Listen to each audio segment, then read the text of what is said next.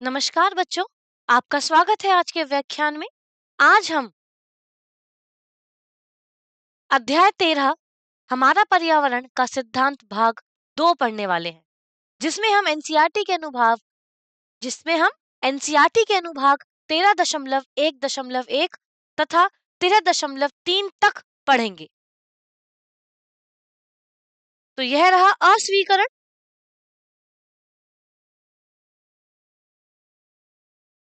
अब है आपके सामने आज के सीखने के उद्देश्य, यानी कि आज के व्याख्यान के लिए क्या-क्या सीखने के उद्देश्य हैं। तो सबसे पहले हम खाद्य श्रृंखला और खाद्य जाल की अवधारणाओं को समझेंगे तथा पोषी स्तर और ऊर्जा प्रवाह को समझेंगे।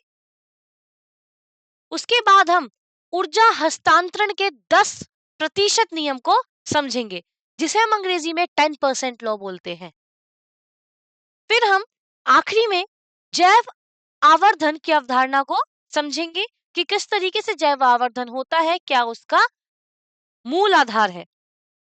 आगे बढ़ते हैं और जानते हैं आज की अनुक्रमणिका, यानी कि सबसे पहले हम खाद्य श्रृंखला और जाल के बारे में पढ़ेंगे, जो कि 13.1.1 है।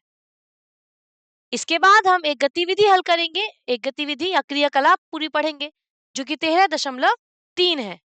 फिर हम अंत में इन्हीं चीजों का सारांश जानेंगे तथा एनसीईआरटी का पाठ्यगत प्रश्न पढ़ेंगे, कुछ मुख्य बिंदु जानेंगे और कुछ रोचक प्रश्न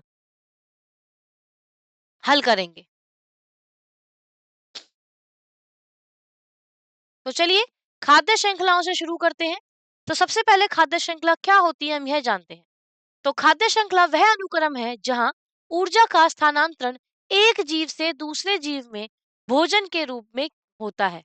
इसमें प्रत्येक जीव अपने निचले स्तर के जीव का उपभोग करता है और स्वयं अपने से ऊपर वाले जीव के लिए आहार बनता है, जिससे पोषण का एक सीधा मार्ग निर्मित होता है।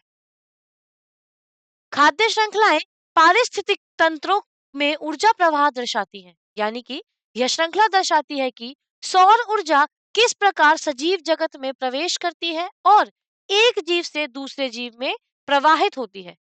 पारिस्थितिक तंत्र में यह ऊर्जा प्रवाह सदैव एक दिशीय होता है, जिसमें प्रत्येक स्तर पर ऊर्जा का एक बड़ा हिस्सा ऊष्मा के रूप में वातावरण में विलीन होता है।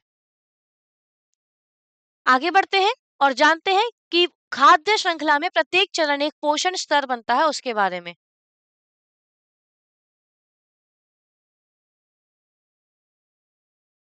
तो जो खाद्य श्रृंखला होती है, खाद्य श्रृंखला के प्रत्येक चरण या कड़ी को पोषण स्तर कहा जाता है। यह स्तर यह निर्धारित करता है कि कोई जीव पारिस्थितिक तंत्र की संपूर्ण ऊर्जा यात्रा में किस स्थान पर स्थित है और वह अपनी भोजन संबंधी आवश्यकताओं को कैसे पूरा कर रहा है। स्वपोषी यानी कि उत्पादक पहले पोषण स्तर पर होते हैं। पौधे और नीले हरे शैवाल जैसे स्वपोषी जीव सौर ऊर्जा का उपयोग करके प्रकाश संश्लेषण द्वारा भोजन का निर्माण करते हैं, इसलिए इन्हें उत्पादक कहा जाता है। ये खाद्य श्रृंखला की नींव होते हैं और सदैव प्रथम पोषण स्तर पर स्थित होते हैं, क्योंकि संपूर्ण तर्त की ऊर्जा यहीं से शुरू होती है। विषमपोषी उपभोक्ता बाद के स्तरों पर होते हैं, यानी कि विषमपोषी वे जीव हैं जो अपने भोजन के लिए प्रत्यक्ष या अप्रत्यक्ष रूप से पौधों पर निर्भर होते हैं, जिन्हें उपभोक्ता कहा जाता है। ये श्रृंखला में द्वितीय, तृतीय और चतुर्थ स्तरों पर आते हैं, जिन्हें क्रमशः शाकाहारी यानी कि प्राथमिक उपभोक्ता, मांसाहारी यानी कि द्वितीयक उपभोक्ता और शीर्ष मांसाहारी के रूप में वर्गीकृत किया जाता है। यह चित्र आपको प्रकृति में पाए जाने वाली 3 अलग-अलग खाद्य श्रृंखलाओं को दर्शाता है, जहां ऊर्जा का प्रवाह निचले पोषण स्तर से ऊपरी पोषण स्तर की ओर होता है। तो सबसे पहले में आप देख सकते हैं कि वन की खाद्य श्रृंखला, दूसरे में आप घास के मैदान की खाद्य श्रृंखला और तीसरे में आप तालाब की खाद्य श्रृंखला को तारों के माध्यम से स्पष्ट रूप से दर्शाया गया है, जो यह बताता है कि कौन सा जीव किसे खाते हैं। आप जैसे पहले में देखेंगे तो वन में पेड़ों से हिरण, हिरण से शेर, यानी कि पेड़ों को खाया हिरण ने, हिरण को खाया शेर ने।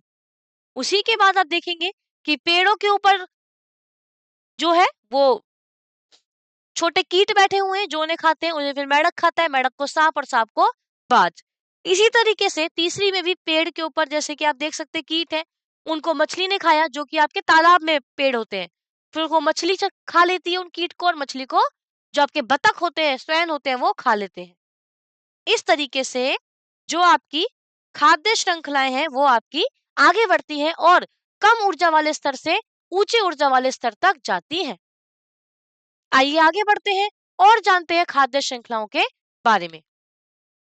एक खाद्य श्रृंखला में प्रत्येक चरण को पोषी स्तर कहा जाता है, यानी कि खाद्य श्रृंखला के हर पड़ाव या चरण को पोषी स्तर कहा जाता है, जो यह दर्शाता है कि कोई जीव ऊर्जा प्राप्त करने के लिए किस स्थान पर स्थित है। पहला पोषी स्तर की बात करें यानी कि उत्पादक जो कि पौधे हैं, तो किसी भी खाद्य श्रृंखला की शुरुआत उत्पादकों से होती है, जिन्हें प्रथम पोषी स्तर माना जाता है। ये जीव पारिस्थितिकी तंत्र में ऊर्जा की नींव रखते हैं और अन्य सभी जीवित प्राणियों के लिए भोजन का मुख्य स्रोत बनते हैं। पौधे और शैवाल जैसे जीव स्वपोषी कहलाते हैं क्योंकि वे सूर्य के प्रकाश, जल और कार्बन डाइऑक्साइड की सहायता से प्रकाश संश्लेषण की क्रिया द्वारा अपना भोजन स्वयं तैयार कर रहे हैं। इन्हें अपनी उत्तरजीविता के लिए अन्य जीवों पर निर्भर रहने की आवश्यकता नहीं होती है। सौर ऊर्जा को रासायनिक ऊर्जा यानी कि ग्लूकोज में परिवर्तित करते हैं। ये उत्पादक सूर्य से प्राप्त सौर ऊर्जा को अवशोषित करते हैं और उसे जैविक प्रक्रिया के माध्यम से रासायनिक ऊर्जा यानी कि ग्लूकोज में बदल देते हैं। यही संचित ऊर्जा खाद्य श्रृंखला के माध्यम से उपभोक्ता यानी कि उपभोक्ताओं यानी कि जानवरों और मनुष्यों तक पहुंचती है। स्थलीय पारिस्थितिक तंत्र में घास और बड़े पेड़ प्राथमिक उत्पादक के उदाहरण हैं, जबकि जलीय पारिस्थितिका तंत्र में पादप पलवक भोजन का मुख्य आधार होते हैं। अब देखिए ये सभी जीव क्या करते हैं, ये सभी जीव सामूहिक रूप से पृथ्वी पर जीवन चक्र को गति प्रदान करते हैं। तो यहाँ पर आप देख सकते हैं कि किस तरीके से हर किसी की भूख जो है वो एक दूसरे को खाने से समाप्त होती है और जीवन जो है वो आगे बढ़ता रहता है। तो यह भी खाद्य श्रृंखला का एक मुख्य बिंदु है। आगे बढ़ते हैं और जानते हैं द्वितीय पोषी स्तर के बारे में, जो कि आपके प्राथमिक उपभोक्ता होते हैं। तो अब आइए इन्हीं के बारे में चर्चा करते हैं, जिसमें प्राथमिक उपभोक्ता शामिल है। तो देखिए सबसे पहले हम बोल रहे हैं कि शाकाहारी जो सीधे पौधों को खाते हो, यानी कि इसके अंदर वे या फिर इस स्तर के अंतर्गत वे जीव आते हैं जो पूरी तरह से शाकाहारी होते हैं और पोषण के लिए प्रत्यक्ष रूप से केवल पौधों या उनके उत्पादों पर निर्भर रहते हैं। ये जीव पारिस्थितिकी तंत्र में उत्पादकों यानी कि पौधों और मांसाहारियों के बीच एक महत्वपूर्ण कड़ी के रूप में कार्य करते हैं। प्राथमिक उपभोक्ता पौधों द्वारा संचित की गई रासायनिक ऊर्जा का उपभोग करके उसे अपने शरीर की जैविक प्रक्रियाओं के लिए उपभोग करते हैं। क्योंकि वे सीधे उत्पादकों को खाते हैं, इसलिए उन्हें खाद्य श्रृंखला में ऊर्जा का पहला उपभोक्ता माना जाता है। स्थल पर पाए जाने वाले टिड्डे, हिरण और खरगोश इस स्तर के सटीक उदाहरण हैं, जो घास और पत्तियों को खाकर जीवित रहते हैं। इसी प्रकार जलीय क्षेत्रों में छोटे जीव पादप पलवक को खाकर इस पोषी स्तर का प्रतिनिधित्व करते हैं। तो इसमें आपके प्राथमिक उपभोक्ता कौन हुए? हिरण जो किसी पेड़ को खा रहे हैं, यानी कि वो आपके शाकाहारी जीव सारे प्राथमिक उपभोक्ता के अंतर्गत आते हैं। आगे बढ़ते हैं और जानते हैं तीसरा पोषी स्तर यानी कि द्वितीय उपभोक्ता। अब देखिए यहाँ पर हम द्वितीय उपभोक्ता के बारे में पढ़ेंगे। तो मांसाहारी जो शाकाहारी खाते हैं, जो शाकाहारी को खाते हैं, ठीक है, यानी कि इस स्तर में वे जीव शामिल होते हैं जो मुख्य रूप से शाकाहारी जीवों का शिकार करते हैं और उन्हें अपने भोजन के रूप में ग्रहण करते हैं। इसने प्राथमिक मांसाहारी भी कहा जाता है क्योंकि ये अपना पोषण प्राप्त करने के लिए मांस पर निर्भर होते हैं। ये जीव द्वितीय पोषी स्तर के प्राथमिक उपभोक्ताओं को खाकर ऊर्जा प्राप्त करते हैं। इस प्रकार पौधों से शुरू हुई ऊर्जा शाकाहारी जीवों के माध्यम से हुई इन द्वितीय उपभोक्ताओं तक पहुंचती है। उदाहरण के रूप में आप जानेंगे मेंढक, छोटे पक्षी और सांप इस स्तर के मुख्य उदाहरण हैं। ये जीव अपने से छोटे शाकाहारियों को नियंत्रित कर प्रकृति में संतुलन बनाए रखने में मदद करते हैं। तो यहाँ पर आपके जो द्वितीय उपभोक्ता कौन से हुए, जैसे कि शेर हुआ, सांप हुआ, मछली हुई, ये सब क्या है आपके द्वितीय उपभोक्ता है। आगे बढ़ते हैं और जानते हैं चतुर्थ पोषी स्तर यानी कि तृतीय उपभोक्ता के बारे में। तो ये क्या होते हैं, ये शीर्ष शिकारी होते हैं, यानी कि ये खाद्य प्रणाली के सबसे ऊपरी स्तर पर आते हैं। मतलब कि ये स्तर वे जीव इस स्तर पर वे जीव आते हैं जिन्हें शीर्ष शिकारी कहा जाता है, क्योंकि ये खाद्य श्रृंखला के सबसे ऊंचे स्थान पर होते हैं। प्राकृतिक वातावरण में सामान्यतः अन्य कोई भी जीव इनका शिकार नहीं करता है, जिससे ये पारिस्थितिकी तंत्र में संतुलन बनाए रखते हैं। अन्य मांसाहारी खाते हैं, यानी कि ये जीव अपने पोषण और ऊर्जा के लिए अन्य मांसाहारियों यानी कि द्वितीयक उपभोक्ताओं को खाते हैं। वे पिछले पोषी स्तरों से स्थानांतरित होकर आई हुई ऊर्जा का उपभोग करते हैं और जैविक ऊर्जा प्रवाह की इस कड़ी को आगे बढ़ाते हैं। जंगल और आसमान के सबसे शक्तिशाली शिकारी जैसे बाज, शेर और चील इसके प्रमुख उदाहरण होते हैं। ये जीव अपने से छोटे मांसाहारियों का शिकार कर खाद्य श्रृंखला के चतुर्थ स्तर पर प्रतिनिधित्व करते हैं, यानी कि ये सबसे ऊपरी स्तर पर होते हैं। तो यहाँ पर आपके सामने चित्र है जिसमें आपको तृतीयक उपभोक्ता भी दिखाए जाते हैं, जो कि है आपके पास शेर, चील, बाज आदि। तो अब ये थे हमारे सभी स्तर खाद्य प्रणाली में। अब हम जानते हैं कि पोषी स्तर कार्य कैसे करते हैं, यानी कि अब आइए देखें कि एक पारिस्थितिकी तंत्र में विभिन्न पोषण स्तर कैसे कार्य करते हैं और परस्पर कैसे अंतःक्रिया करते हैं। आइए इन स्तरों के भीतर मौलिक संरचना और ऊर्जा प्रवाह पर चर्चा करके शुरू करें। सबसे पहले दिया गया उदाहरण घास, टिड्डा, मेंढक दर्शाता है, यानी कि जो अभी आपके सामने उदाहरण आएगा वह एक सरल स्थलीय खाद्य श्रृंखला को दर्शाएगा, जिसमें जीवन चक्र की निरंतरता स्पष्ट होगी। यह दिखाता है कि कैसे एक छोटा टिड्डा और एक उभयचर यानी कि मेंढक अपने अस्तित्व के लिए एक दूसरे और वनस्पतियों पर निर्भर है। घास सूर्य के प्रकाश का उपयोग करके प्रकाश संश्लेषण की प्रक्रिया द्वारा और ऊर्जा के भोजन यानी कि शर्करा में बदल देती है। यह इस पूरी श्रृंखला के लिए प्राथमिक ऊर्जा स्रोत के रूप में कार्य करती है, जिसके बिना आगे का जीवन संभव नहीं है। टिड्डे की अगर हम बात करें तो टिड्डा क्या है, एक शाकाहारी जीव है जो सीधे घास का सेवन करता है और पौधों में संचित ऊर्जा को अपने शरीर में स्थानांतरित करता है। यह उत्पादकों और मांसाहारियों के बीच ऊर्जा के पहले वाहक के रूप में कार्य करता है। मेंढक एक मांसाहारी जीव है जो अपने पोषण के लिए टिड्डे का शिकार करता है। टिड्डे को खाकर मेंढक उस ऊर्जा को प्राप्त करता है जो टिड्डे ने घास से ग्रहण की थी, जिससे ऊर्जा प्रवाह का तीसरा चरण पूरा होता है। फिर उत्पादक, प्राथमिक उपभोक्ता, द्वितीयक उपभोक्ता, यानी कि यह श्रृंखला बताती है कि उत्पादक यानी कि प्राथमिक उपभोक्ता से द्वितीयक उपभोक्ता के एक निश्चित क्रम का पालन करती है। कैसे? उत्पादक से प्राथमिक उपभोक्ता, प्राथमिक उपभोक्ता से द्वितीयक उपभोक्ता के एक निश्चित क्रम का पालन करती है। यह क्रम सुनिश्चित करता है कि प्रकृति में पोषक तत्वों का पुनर्चक्रण बना रहे और जीवों की जनसंख्या संतुलित रहे।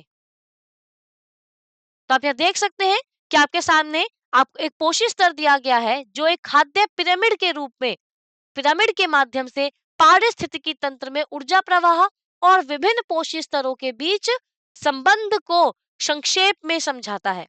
सबसे पहले उत्पादक है जो कि सबसे निचला हिस्सा है और सबसे चौड़ा आधार उत्पादकों को दर्शाता है, यानी कि सबसे ज्यादा होंगे। फिर ये जीव प्रकाश संश्लेषण से भोजन बनाते हैं और इसमें सबसे अधिक ऊर्जा प्राप्त होती है। प्राथमिक उपभोक्ता इस स्तर में शाकाहारी जीव शामिल होते हैं जो कि ऊर्जा के लिए सीधे उत्पादकों पर निर्भर रहते हैं। फिर द्वितीयक उपभोक्ता इस स्तर में वे मांसाहारी जीव आते हैं जो प्राथमिक उपभोक्ताओं का शिकार करते हैं। तृतीयक उपभोक्ता यह पिरामिड का शीर्ष स्तर है जिसमें शीर्ष शिकारी शामिल होते हैं जो कि अन्य मांसाहारियों को खाते हैं।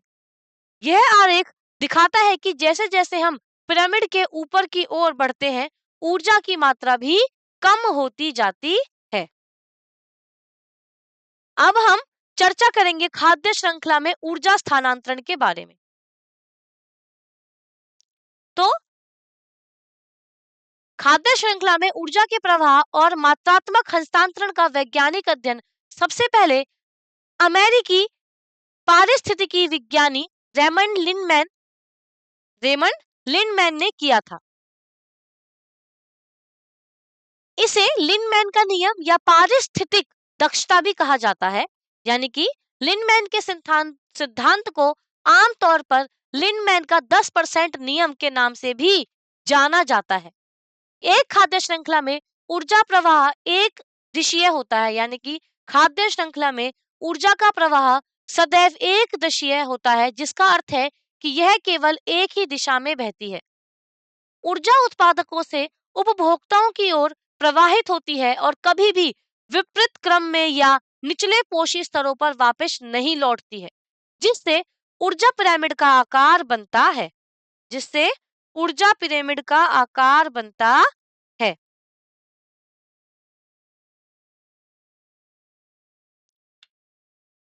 तो आपके सामने अब एक आरेख है जो कि परितंत्र में ऊर्जा के प्रवाह का आरेख को दर्शाती है।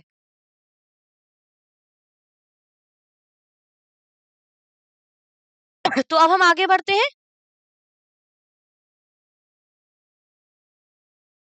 तो देखिए यहाँ पर यह आरेख एक खाद्य पिरामिड के माध्यम से पारिस्थितिकी तंत्र में ऊर्जा प्रवाह और विभिन्न पोषी स्तरों के बीच संबंध को संक्षेप में समझाता है।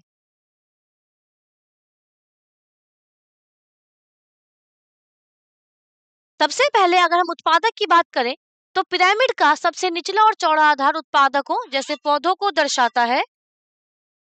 ये जीव प्रकाश संश्लेषण से भोजन बनाते हैं और इनमें सबसे अधिक ऊर्जा होती है। उत्पादक पिरामिड का सबसे निचला और चौड़ा आहार उत्पादकों जैसे पौधों को दर्शाता है। ये जीव प्रकाश संश्लेषण से भोजन बनाते हैं और इनमें सबसे अधिक ऊर्जा होती है। शाकाहारी जीव की अगर हम बात करें तो इस स्तर पर वे जीव शामिल होते हैं जो ऊर्जा के लिए सीधे उत्पादकों पर निर्भर रहते हैं। मांसाहारी की अगर हम बात करें तो इस स्तर में वे मांसाहारी जीव आते हैं जो शाकाहारी जीवों का शिकार करते हैं। शीर्ष शिकारी यह पिरामिड का शीर्ष स्तर है जिसमें शीर्ष शिकारी शामिल होते हैं जो अन्य मांसाहारियों को खाते हैं। अब हम ऊर्जा प्रवाह और 10% का नियम जानते हैं। इस सिद्धांत को आमतौर पर लिंडमैन का 10% नियम कहा जाता है। इसका अर्थ है कि ऊर्जा का केवल 10वां हिस्सा ही अगले स्तर के जीवों के शरीर का हिस्सा बन पाता है। जीवों को अपने अस्तित्व के लिए लगातार ऊर्जा की आवश्यकता होती है।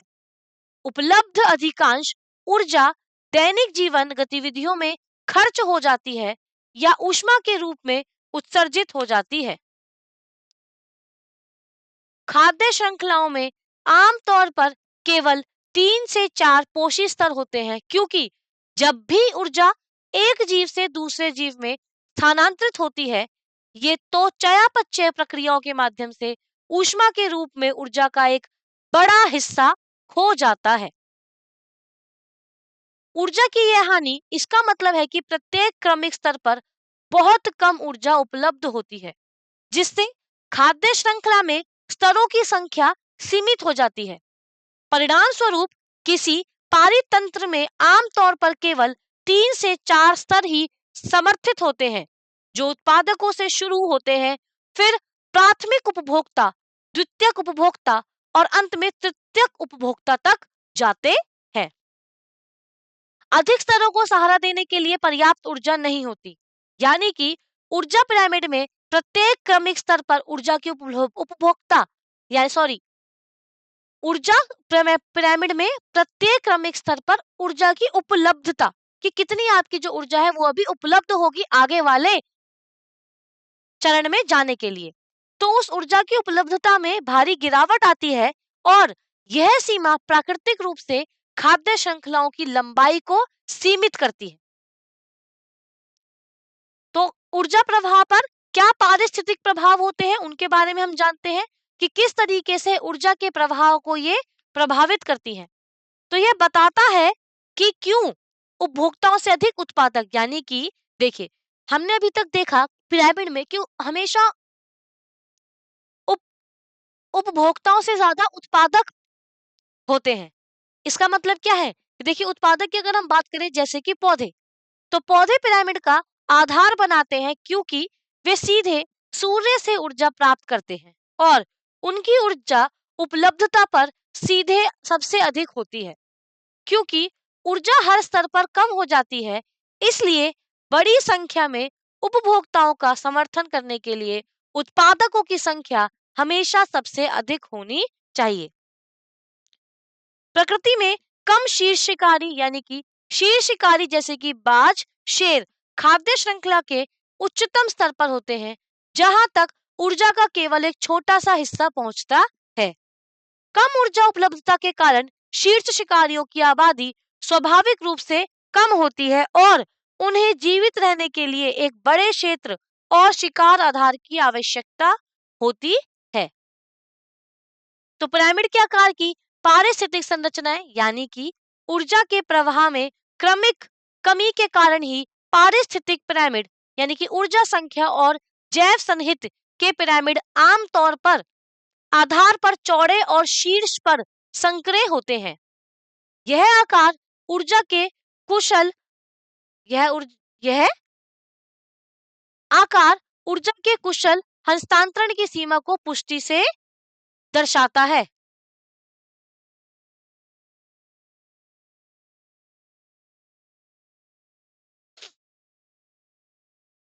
तो यह समझने के लिए क्या महत्वपूर्ण है, क्या समझे हम इससे? सोचिए।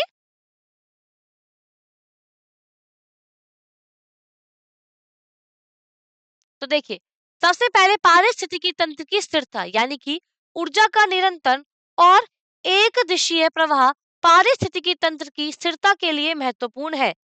यह सुनिश्चित करता है कि प्रत्येक स्तर पर पर्याप्त ऊर्जा उपलब्ध हो जिससे खाद्य श्रृंखला संतुलित रहे। यह सिद्धांत जटिल खाद्य जालों की गतिशीलता को समझने में मदद करता है।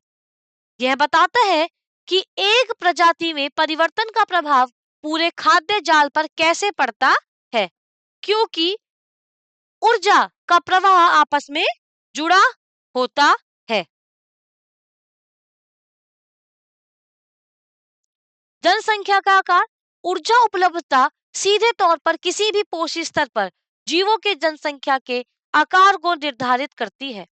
कम ऊर्जा का अर्थ है कम जीव और अधिक ऊर्जा का अर्थ है अधिक जीव, जो प्राकृतिक संतुलन बनाए रखती है। अब हम खाद्य जाल के बारे में जानते हैं। तो एक पारिस्थितिकी तंत्र में कोई भी खाद्य श्रृंखला अकेली नहीं होती। जब कोई खाद्य श्रृंखलाएं एक दूसरे से जुड़ जाती हैं, तो वह एक जाल जैसा आकार ले लेती है। इसमें एक जीव से अधिक खाद्य श्रृंखलाओं का हिस्सा भी हो सकता है। खाद्य जाल यह दर्शाता है कि एक जीव केवल एक ही प्रकार का भोजन नहीं खाता, यह विभिन्न जीवों के बीच ऊर्जा के स्थानांतरण के कई विकल्पों को दर्शाता है, जिससे पता चलता है कि कौन सा जीव किन किन पौधों या जंतुओं को खो सकता है। एक साधारण खाद्य श्रृंखला की तुलना में अधिक यथार्थवादी प्रतिनिधित्व यानी कि प्रकृति में भोजन वह प्रवाह सरल और सीधा जैसे खाद्य श्रृंखला में होता है नहीं होता। यानी कि खाद्य जाल अधिक वास्तविक है क्योंकि यह प्रकृति की जटिलता और जीवों की एक दूसरे पर निर्भरता को सही ढंग से दर्शाता है। यदि एक स्रोत खत्म हो जाए तो जीव दूसरे विकल्प पर जीवित रह सकता है। तो अब चलो खाद्य जाल संबंधों के उदाहरणों को देखते हैं ताकि हम यह समझ सके कि जीव किसी पारितंत्र में एक दूसरे पर किस प्रकार निर्भर होते हैं। सबसे पहले घास, घर, खरगोश, लोमड़ी, बाज। यानी कि इस उदाहरण में आप देख सकते हैं कि घास को खरगोश खाता है, खरगोश को लोमड़ी और बाज दोनों खा सकते हैं। इस प्रकार ऊर्जा का प्रवाह खरगोश से लोमड़ी, लोमड़ी और बाज तक, खरगोश से लोमड़ी और बाज दोनों तक अलग अलग रास्तों से हो रहा है, जो खाद्य जाल को दर्शा रहा है। फिर शैवाल, शैवाल से छोटी मछली को बड़ी मछली और बड़ी मछली से भालू। यानी कि इस जलीय और स्थलीय खाद्य जाल में शैवाल को छोटी मछलियां खाती है, इन मछलियों को बड़ी मछलियां खाती हैं, जिन्हें अंत में भालू खा जाता है। यह एक रैखिक खाद्य श्रृंखला है, लेकिन वास्तविक खाद्य जाल में भालू अन्य चीजों को भी खा सकता है और छोटी मछलियां अन्य शैवाल खा सकती हैं। पौधे, कीट, पक्षी, सांप। यानी कि यहाँ पौधे प्राथमिक उत्पादक हैं जिन्हें कीट खाते हैं, कीटों को पक्षी खाते हैं और पक्षियों को सांप खा सकते हैं। यह विभिन्न पोषण स्तरों और ऊर्जा प्रवाहों की दिशाओं को दर्शाते रहते हैं। फिर सभी कई मार्गों के माध्यम से जुड़े हुए हैं, यानी कि खाद्य जाल की मुख्य विशेषता यह है कि विभिन्न खाद्य श्रृंखलाएं आपस में जुड़ी होती हैं। एक जीव विभिन्न जीवों का शिकार कर सकते हैं, एक जीव विभिन्न जीवों का शिकार कर सकते हैं या विभिन्न जीवों द्वारा शिकार किया जाता है, जिससे ऊर्जा प्रवाह के कई मार्ग बनते हैं और पारिस्थितिकी तंत्र स्थिर रहता है। अब अगर हम जानें कि जैविक आवर्धन क्या होता है, तो आइए जैविक आवर्धन पर चर्चा करते हैं। सबसे पहले हम जानते हैं इनकी परिभाषा कि जैविक आवर्धन वह प्रक्रिया है जिसके द्वारा विषाक्त पदार्थ खाद्य श्रृंखला में ऊपर बढ़ने पर अधिक सांद्रित हो जाते हैं। जैविक आवर्धन वह वैज्ञानिक प्रक्रिया है जिसमें हानिकारक रसायनों की मात्रा खाद्य श्रृंखला के प्रत्येक अगले स्तर पर बढ़ती जाती है। यह दर्शाता है कि कैसे पर्यावरण में मौजूद प्रदूषण जीवों के शरीर में प्रवेश कर और अधिक घातक हो जाता है। हानिकारक गैर बायोडिग्रेडेबल रसायनों जैसे कीटनाशक, उदाहरण के लिए डीडीटी, की सांद्रता एक खाद्य श्रृंखला के प्रत्येक क्रमिक पोषी स्तर पर बढ़ती है। यानी कि डीडीटी जैसे रसायन सूक्ष्म जीवों द्वारा नष्ट नहीं किए जा सकते। जब किसान फलों पर कीटनाशक डालते हैं तो वो मिट्टी से होते हुए पौधों और फिर क्रमिक पोषी स्तरों जैसे कीट पक्षी में पहुंचते हैं, जहां प्रत्येक स्तर पर इनकी मात्रा कई गुना बढ़ती जाती है। अब क्योंकि मनुष्य खाद्य श्रृंखला में शीर्ष स्थान पर आते हैं, किस स्थान पर आते हैं? ये शीर्ष स्थान पर आते हैं या होते हैं, इसीलिए ये हानिकारक रसायन हमारे शरीर में सर्वाधिक मात्रा में जमा होते हैं। संचित रसायनों की यह उच्च सांद्रता कैंसर यानी कि प्रजनन संबंधी विकारों और अंगों की विफलता जैसे गंभीर बीमारियों का कारण बन सकती है। और क्योंकि आजकल डीडीटी या इन सभी चीजों का उपयोग बहुत ज्यादा होता है, इसी वजह से आप देखेंगे कि मनुष्य शरीर में बहुत ही ज्यादा बीमारियां पाई जाती हैं। तो अब हम जानते हैं कि जैविक आवर्धन की प्रक्रिया को हम किस तरीके से समझ सकते हैं। जैविक आवर्धन की प्रक्रिया को विभिन्न चरणों के माध्यम से समझा जा सकता है, जिसमें हम सबसे पहले जानेंगे कि निचले पोषण स्तर में कम सांद्रता से शुरू होता है। यानी कि इसकी शुरुआत, जैविक आवर्धन की शुरुआत सबसे निचले स्तर यानी कि शैवाल या पौधों से होती है, जहां मिट्टी या पानी के रसायनों की बहुत कम मात्रा अवशोषित की जाती है। इस स्तर पर विषाक्त पदार्थ की सांद्रता इतनी कम होती है कि इसका प्रभाव तुरंत दिखाई नहीं देता है। जीवों के शरीर के ऊतकों में जमा होता है, यानी कि ये रसायन गैर बायोडिग्रेडेबल होते हैं, जिसका अर्थ है कि जीव का शरीर इन्हें बाहर नहीं निकाल पाता।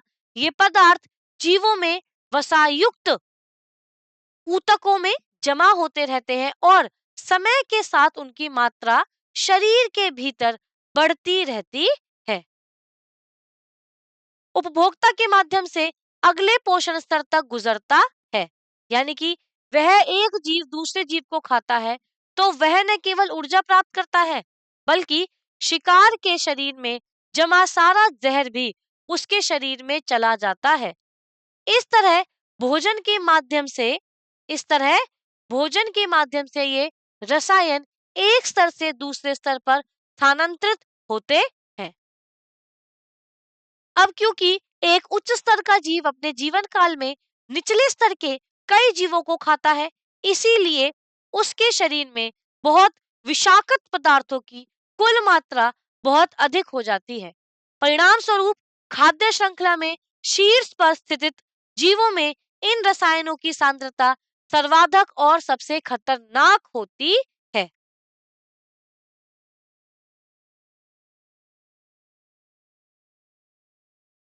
तो अब हम जानते हैं सामान्य पदार्थ शामिल कौन कौन से होते हैं। तो अब हम शामिल होने वाले सामान्य पदार्थों का विश्लेषण करेंगे।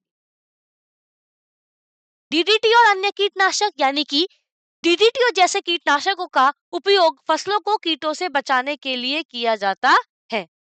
बारिश के साथ बहकर ये जल स्रोतों में पहुंचते हैं और वहां से खाद्य श्रृंखला में प्रवेश कर जाते हैं, जो पक्षियों के अंडे को कवच को कमजोर करके जैसे गंभीर नुकसान पहुंचाते हैं।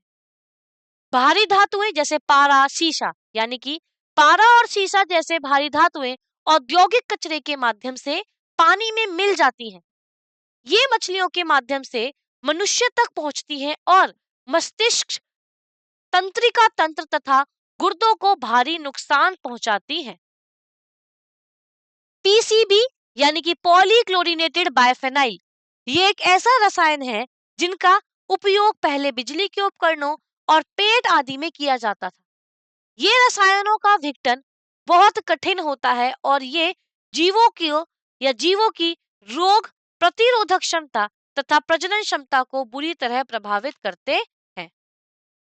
औद्योगिक रसायन यानी कि कारखानों से निकलने वाले विभिन्न जटिल रसायन और प्लास्टिक अपशिष्ट भी खाद्य श्रृंखला में जहर घोलते हैं। ये रसायन मिट्टी और पानी को प्रदूषित करते हैं, जिससे अंततः पूरे पारिस्थितिकी तंत्र का स्वास्थ्य बिगड़ जाता है। अब हम जानेंगे कि जैविक आवर्धन क्यों होते हैं। तो ये पदार्थ अजैव निम्नलिखित करणीय होते हैं। इसका अर्थ है कि सूक्ष्म जीव या प्राकृतिक प्रक्रियाएं इन रसायनों को विघटित या नष्ट नहीं कर सकती।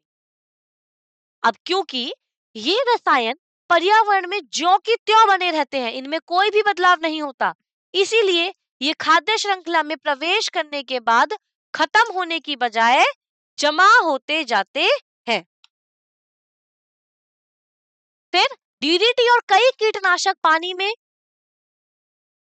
पानी के बजाय वसा में आसानी से घुल जाते हैं।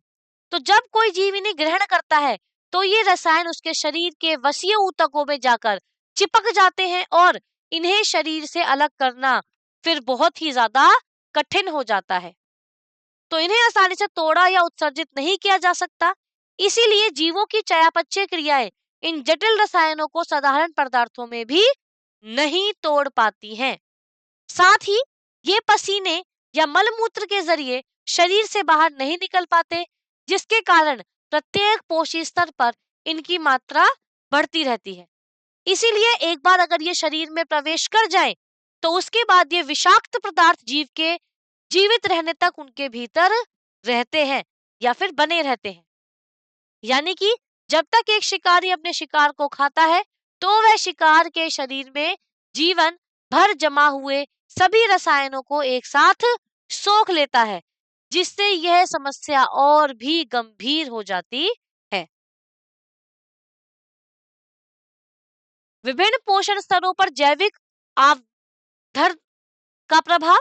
सबसे पहले प्राथमिक उत्पादक यानी कि पौधे। तो पौधे मिट्टी से पानी और खनिजों के साथ साथ कीटनाशकों और अन्य रसायनों को भी सोख लेते हैं। यह जीवन आवर्धन का शुरुआती बिंदु है, जहां रसायनों की सांद्रता तुलनात्मक रूप से सबसे कम होती है। फिर जब शाकाहारी जीव इन पौधों को खाते हैं तो पौधों में मौजूद रसायन उनके शरीर में चले जाते हैं। अब क्योंकि एक शाकाहारी जीव अपने जीवन में बहुत सारे पौधे खाता है, इसलिए उसके शरीर में विषाक्त पदार्थों की सांद्रता पौधों की तुलना में बढ़ जाती है, तथा जब मांसाहारी जीव इन प्राथमिक उपभोक्ताओं को खाते हैं तो रसायनों की मात्रा और अधिक केंद्रित हो जाती है। इस स्तर पर विषाक्त पदार्थ का संचय जीव के स्वास्थ्य और उसकी प्रजनन क्षमता को प्रभावित करना शुरू कर देता है। फिर खाद्य श्रृंखला के सबसे ऊपरी स्तर पर मौजूद जीवों जैसे बाज, शेर या मनुष्य के शरीर में इन रसायनों की सांद्रता सर्वाधिक होती है। ऐसा इसलिए है क्योंकि वे अपने जीवन काल में बड़ी संख्या में संक्रमित जीवों का उपभोग करते हैं, जिससे उनके शरीर में जहर का जमाव सबसे खतरनाक स्तर पर पहुंच जाता है। तो यह था विभिन्न पोषण स्तरों पर जैविक आवर्धन का प्रभाव। तो अब आगे बढ़ते हैं और जानते हैं उदाहरण जो कि जलीय पारिस्थितिक तंत्र के में जैविक आवर्धन में उपलब्ध हैं।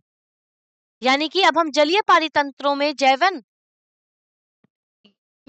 जैविक आवर्धन की अवधारणा का अन्वेषण करेंगे। तो सबसे पहले प्रदूषण सबसे पहले सूक्ष्म पलवकों में जमा होता है। यानी कि जब छोटी मछलियां ढेरों पलवक खाती हैं तो उनके शरीर में जहर बढ़ जाता है। फिर बड़ी मछलियां कई छोटी मछलियों को खाकर और अधिक जहर संचित करती हैं, और अंत में मनुष्य जब इन मछलियों को खाता है तो जहर की सर्वाधिक मात्रा उसके शरीर में पहुंचती है। तो प्रत्येक अगले चरण यानी कि पोषी स्तर पर विषैले पदार्थों की सांद्रता इसलिए बढ़ती है क्योंकि ये रसायन जीवों द्वारा उत्सर्जित नहीं किए जा सकते। यानी कि एक ऊपरी स्तर का जीव अपने जीवन काल में निचले स्तर के कई जीवों को खाता है, जिससे जहर की कुल मात्रा हर कदम पर कई गुना अधिक केंद्रित हो जाती है। तो आइए अब हमें क्रियाकलाप देखते हैं जो कि है 13.3। सबसे पहला है कि तैयार खाद्य पदार्थों में कीटनाशक स्तरों के बारे में समाचार रिपोर्ट आजकल अक्सर देखी जाती है, और कुछ राज्यों में इन उत्पादकों पर प्रतिबंध भी लगा दिया गया है। अब ऐसे प्रतिबंध की आवश्यकता पर समूहों में बहस करें।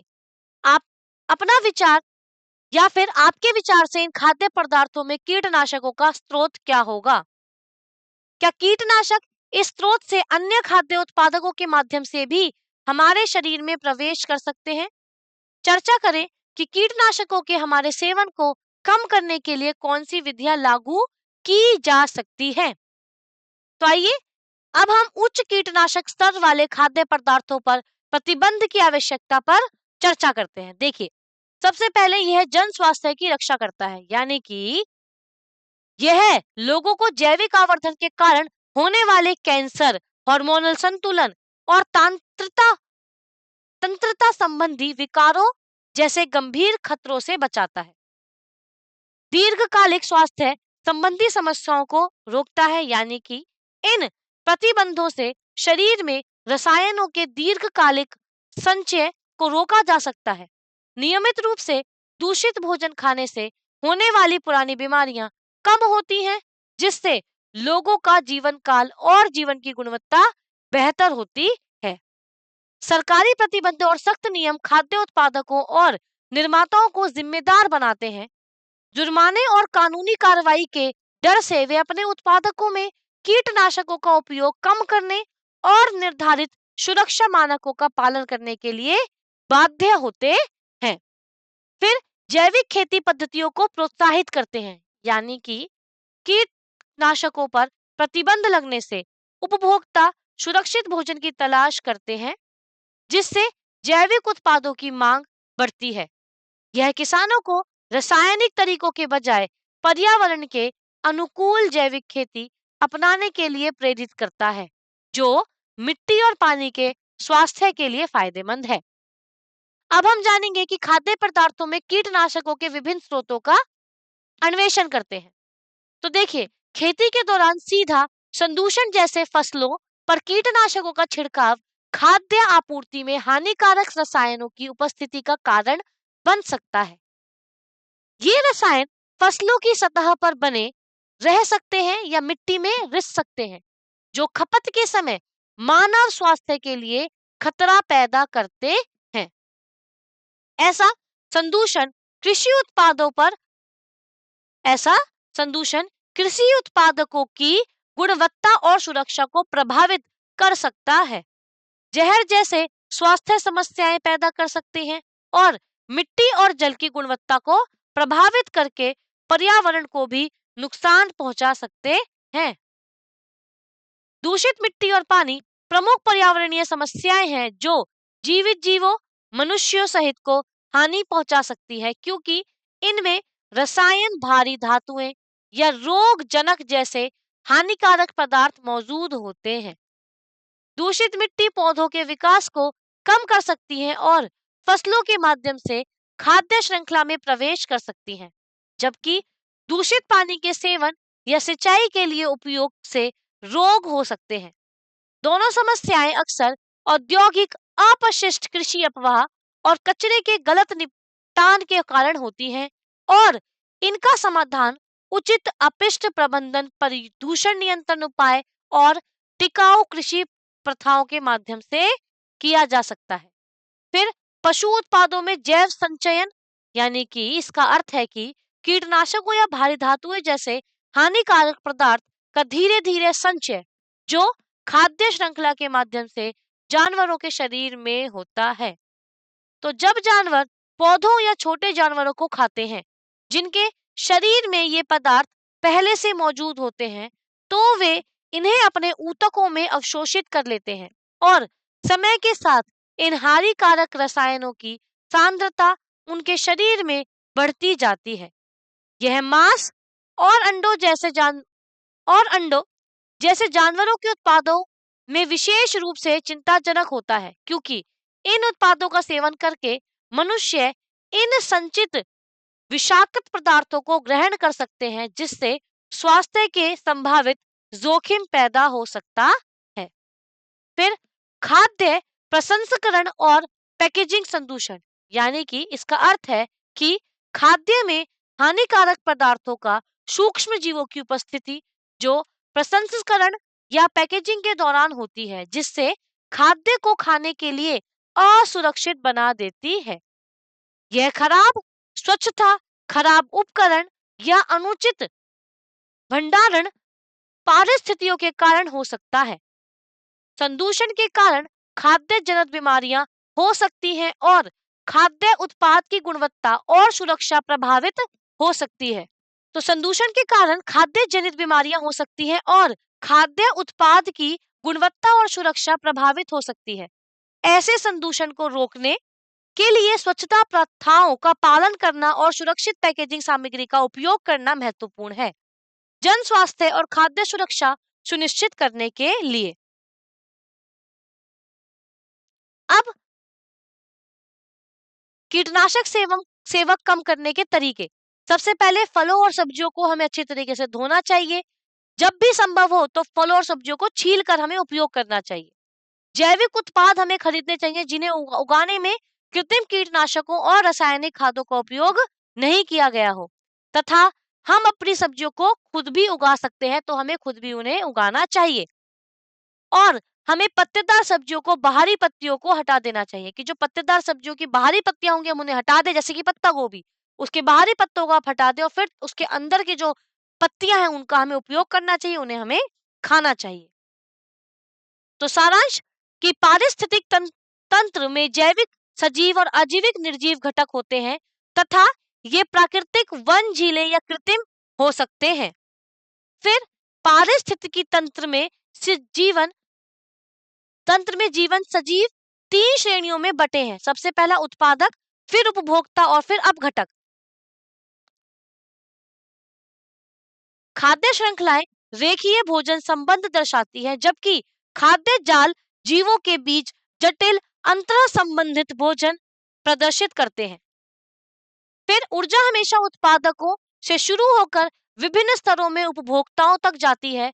इन स्तरों पर पोषण स्तर कहा जाता है, जहां भोजन के माध्यम से ऊर्जा का क्रमिक स्थानांतरण होता है। फिर सूर्य का प्रकाश का केवल 1% पौधों द्वारा ग्रहण किया जाता है और ऊर्जा का स्थानांतरण प्रत्येक पोषण स्तर के बीच 10% होता है, जो इसे एकदशीय और घटता हुआ बनाता है। कई खाद्य श्रृंखलाएं मिलकर खाद्य जाल बनाती हैं, जो पारिस्थितिकी तंत्र में ऊर्जा स्थानांतरण के विभिन्न मार्ग दर्शाते हैं। फिर जैविक आवर्धन यानी कि वह प्रक्रिया है जिसमें हानिकारक और अजीव रसायन खाद्य श्रृंखला के ऊपरी स्तरों पर अधिक मात्रा में जमा हो जाते हैं। इससे सर्वोच्च उपभोक्ताओं और मनुष्य के स्वास्थ्य पर सबसे बुरा प्रभाव पड़ता है। तो यह था हमारे आज के व्याख्यान का सारांश। अब इसी पर आधारित हम एक एनसीईआरटी का पाठ्यगत प्रश्न हल करते हैं। प्रश्न है कि जैविक आवर्धन क्या है। उसके साथ लिए आपके पास 4 विकल्प है कि जनसंख्या के आकार में वृद्धि, शारीरिक आकार में वृद्धि, खाद्य श्रृंखला के ऊपर की ओर विषाक्त पदार्थों की सांद्रता में वृद्धि तथा खाद्य श्रृंखला के ऊपर की ओर विषाक्त पदार्थों में कमी। तो यह 4 विकल्प हैं आपके सामने, जिसमें से आपको एक सही विकल्प चुनना है। तो इसका सही उत्तर है खाद्य श्रृंखला में विषाक्त पदार्थों की सांद्रता में वृद्धि। अब जानते हैं कि इसका सही उत्तर यह क्यों है। तो देखिए, जैविक आवर्धन का सरल अर्थ होता है खाद्य श्रृंखला में जहर का बढ़ना। जब हानिकारक रसायन पर्यावरण से जीवों के शरीर में प्रवेश करते हैं, तो वे नष्ट होने की बजाय जमा होते रहते हैं। तो जैसे जैसे ऊर्जा एक स्तर से दूसरे स्तर पर जाती है, इन रसायनों की मात्रा सघन होती जाती है और जिससे श्रृंखला के सबसे ऊपरी जीव यानी कि शीर्षकारी के शरीर में जहर की सांद्रता सर्वाधिक और सबसे खतरनाक स्तर पर पहुंच जाती है। तो यह था हमारा एनसीईआरटी पाठ्यगत प्रश्न। तो अब हम आज के व्याख्यान के कुछ मुख्य बिंदु जान लेते हैं, जो कि क्या होंगे आपके। सबसे पहला है कि 2 मुख्य घटक होते हैं, जिसमें एक सजीव और निर्जीव। फिर 2 प्रकार यानी कि प्राकृतिक पारिस्थितिकी तंत्र वे होते हैं जो प्रकृति में स्वतः विकसित होते हैं, जैसे विशाल वन, नदियां और झीलें, तथा कृत्रिम जैसे कि बगीचे और खेत। तो कृत्रिम या मानव निर्मित तंत्र वे हैं जिन्हें मनुष्य अपनी आवश्यकताओं के लिए बनाते हैं, जैसे बगीचे, खेत और मछली घर। पारिस्थितिकी तंत्र को सुचारू रूप से चलाने के लिए 3 मुख्य इकाइयां काम करती हैं। सबसे पहला उत्पादक, फिर उपभोक्ता और फिर अपघटक। फिर उपभोक्ता शाकाहारी, मांसाहारी, सर्वाहारी और परजीवी होते हैं। फिर अपघटक प्रकृति के सफाई कर्मचारी हैं, जिसमें जीवाणु और कवक जैसे सूक्ष्म जीव मृत पौधों और जानवरों के जटिल पदार्थों को तोड़कर उन्हें सरल पोषक तत्वों में बदल देते हैं, जिससे पर्यावरण स्वच्छ रहता है। फिर खाद्य श्रृंखला का क्रम यानी कि एक आदर्श खाद्य श्रृंखला का क्रम हमेशा उत्पादकों यानी कि पौधों से शुरू होता है, जिसके बाद उन्हें खाने वाले शाकाहारी जीव आते हैं। फिर छोटे मांसाहारी उन शाकाहारियों को खाते हैं और अंत में बड़े मांसाहारी सर्वोच्च स्तर पर आते हैं। फिर हमने यह भी जाना था कि ऊर्जा स्थानांतरण प्रत्येक पोषण स्तर के बीच केवल 10% होती है, बाकी की 90% नष्ट हो जाती है। फिर खाद्य जाल में कई आपस में जुड़ी हुई खाद्य श्रृंखलाएं भी होती हैं। जैविक आवर्धन में हानिकारक रसायन खाद्य श्रृंखला में ऊपर की ओर बढ़ते हैं। ऊर्जा प्रवाह हमेशा एकादशीय होती है और मनुष्य शीर्ष उपभोक्ता के रूप में जैविक आवर्धन में सबसे अधिक प्रभावित होते हैं। तो यह था हमारा आज का व्याख्यान। अब आज के व्याख्यान पर आधारित कुछ रोचक प्रश्न हम देखते हैं, जो कि आपको खुद से हल करने होंगे ताकि आप इस व्याख्यान का निष्कर्ष निकाल सके। तो सबसे पहला प्रश्न है, खाद्य श्रृंखलाएं आमतौर पर 3 से 4 पोषी स्तरों तक सीमित क्यों होती हैं? तो यह सीमा क्या विकासात्मक लाभ प्रदान कर सकती है? तो आपको यह प्रश्न हल करना है। और दूसरा प्रश्न है आपके सामने कि यदि एक नई प्रजाति एक पारिस्थितिकी तंत्र में लाई जाती है, तो यह मौजूदा खाद्य जाल और ऊर्जा प्रवाह किस तरीके से प्रभावित हो सकता है? तो इसके संभावित तरीकों का संश्लेषण आपको करना है। तो ये 2 रोचक प्रश्न हैं जिनका आपको खुद से हल करना है। तो यह था आज का हमारा व्याख्यान। तो इसी के साथ मैं अपना यह पाठ यहीं समाप्त करते हैं, यह व्याख्यान हम यहीं समाप्त करते हैं। इसके आगे के अनुच्छेदों के बारे में हम अगले व्याख्यान में जानेंगे। तो आज के लिए इतना ही। इस व्याख्यान को ध्यान से सुनने के लिए आपका बहुत बहुत धन्यवाद।